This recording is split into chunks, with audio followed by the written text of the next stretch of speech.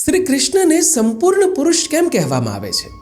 એક વખત એક શિષ્યએ પોતાના ગુરુને પૂછ્યું કે ગુરુદેવ, શ્રી કૃષ્ણને સંપૂર્ણ પુરુષ કેમ કહેવામાં આવે છે? ગુરુએ કેટલાક સવાલ પૂછ્યા કે શું આ જીવન ફક્ત યુદ્ધ છે, અથવા ફક્ત ત્યાગ, અથવા ફક્ત ભક્તિ? શિષ્ય ચૂપ થઈ ગયો. ત્યારે ગુરુ બોલ્યા કે શ્રી કૃષ્ણને સંપૂર્ણ પુરુષ એટલા માટે કહેવામાં આવે છે કારણ કે તેમણે જીવનનો કોઈ પણ રંગ છોડ્યો નથી. અને અહીંથી જ આ પ્રશ્નનો જવાબ શરૂ થાય છે. આપણે ઘણીવાર શ્રી કૃષ્ણને ક્યારેક માખણચોર તરીકે જોઈએ છીએ, ક્યારેક રાસ રચનારા તરીકે, ક્યારેક અર્જુનના સારથી તરીકે, તો ક્યારેક મહાભારતના નીતિ નિર્માતા તરીકે. અને અહીં જ લોકો ગૂંચવાઈ જાય છે.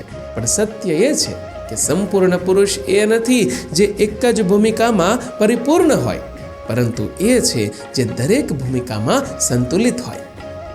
શ્રી કૃષ્ણને જુઓ, બાળપણમાં તેમણે પ્રેમ શીખવ્યો. ગોપીઓ સાથેનો તેમનો સંબંધ વાસનાનો નહોતો, તે નિસ્વાર્થ પ્રેમ હતો.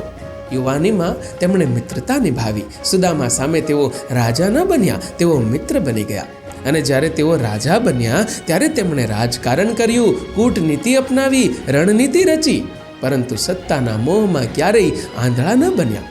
અને જ્યારે યુદ્ધ આવ્યું ત્યારે તેમણે શસ્ત્ર ન ઉપાડ્યા, પણ યુદ્ધનો આખો ભાર પોતાના વિવેક પર લઈ લીધો. હવે અહીં એક બહુ જરૂરી વાત સમજજો કે સંપૂર્ણ પુરુષ બનવાનો અર્થ દરેક કામ કરવું જ એવું નથી. સંપૂર્ણ પુરુષ બનવાનો અર્થ છે દરેક પરિસ્થિતિમાં જે જરૂરી હોય એ જ બનવું. શ્રી કૃષ્ણએ આ વારંવાર કર્યું છે. જ્યારે ધર્મ સંકટમાં હતો તો તેઓ નીતિ બન્યા. જ્યારે અર્જુન તૂટી રહ્યો હતો ત્યારે ગીતા બન્યા. જ્યારે દ્રૌપદી લજ્જિત હતી તેઓ રક્ષક બન્યા. અને જ્યારે કંસ અત્યાચારી હતો તેઓ સંહારક બન્યા. અને જ્યારે પ્રેમની જરૂર હતી ત્યારે તેઓ માધવ બન્યા. હવે વિચારો, શું શક્ય છે કે એક જ વ્યક્તિ આટલી બધી ભૂમિકાઓ ભજવે અને ક્યાંય અસંતુલિત ન થાય? આ કારણથી જ શાસ્ત્રો તેમને પૂર્ણાવતાર નહીં પરંતુ સંપૂર્ણ પુરુષ કહે છે. હવે આ વાતને વ્યવહારિક જીવન સાથે જોડીએ તો આજનો માણસ ઘણીવાર એક જ ભૂમિકામાં ફસાઈ જાય છે. ઘરે પિતા હોય પણ ઓફિસનો તણાવ ઘરે લઈને આવે છે. ઓફિસમાં લીડર હોય પણ અહંકાર સાથે રાખે છે. મિત્રતામાં હોય પણ સ્વાર્થ સાથે રાખે છે. અર્થાત ભૂમિકા બદલાય છે પણ વ્યક્તિ નથી બદલાતી. શ્રી કૃષ્ણની ખાસિયત એ હતી કે તેઓ પરિસ્થિતિ મુજબ બદલાતા રહેતા. આ જ સંપૂર્ણતા છે. ગીતાની એક વાત બધાને યાદ જ હશે કે કર્મ કરો, ફળની ચિંતા ન કરો. આ ભાગી જવાની વાત નથી, આ માનસિક સ્વતંત્રતાની વાત છે. સંપૂર્ણ પુરુષ એ છે જે કર્મમાં સંપૂર્ણપણે ડૂબેલો હોય પણ પરિણામથી બંધાયેલો ન હોય. શ્રી કૃષ્ણએ લગ્ન કર્યા, રાજ્ય સંભાળ્યું, યુદ્ધ કરાવ્યા, પણ ક્યાંય હુંને કેન્દ્રમાં ન રાખ્યું. રામ મર્યાદા પુરુષોત્તમ છે કારણ કે તેમણે મર્યાદા ક્યારેય તોડી નથી. શિવ વૈરાગ્યના પ્રતીક છે કારણ કે તેમણે દુનિયાથી ઉપર ઉઠવાનું શીખવ્યું. પરંતુ શ્રી કૃષ્ણએ દુનિયામાં રહીને દુનિયાથી બંધાયા વિના જીવવાનું શીખવ્યું. અને આ જ સૌથી કઠિન માર્ગ છે.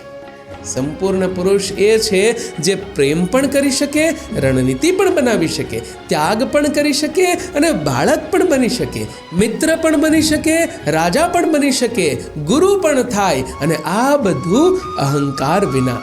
જો તમે ધ્યાનથી જુઓ તો શ્રી કૃષ્ણએ ક્યારેય નથી કહ્યું કે હું ભગવાન છું.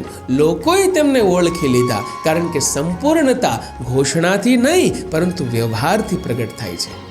આજે જો કોઈ પૂછે કે સંપૂર્ણ પુરુષ બનવાનો રસ્તો શું છે, તો જવાબ સીધો છે પણ સહેલો નથી.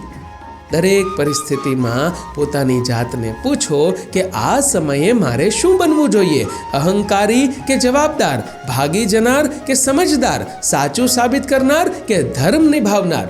જો તમે આ પ્રશ્ન પોતાને પૂછવા લાગો તો તમે પણ એ જ માર્ગ પર છો જે માર્ગ પર શ્રી કૃષ્ણ ચાલ્યા હતા. જો આ વાત તમને ગમી હોય તો આ વિડીયોને લાઈક કરો, શેર કરો અને આવા જ બીજા પ્રેરણાદાયી વિડીયો જોવા માટે ચેનલને સબસ્ક્રાઈબ કરો.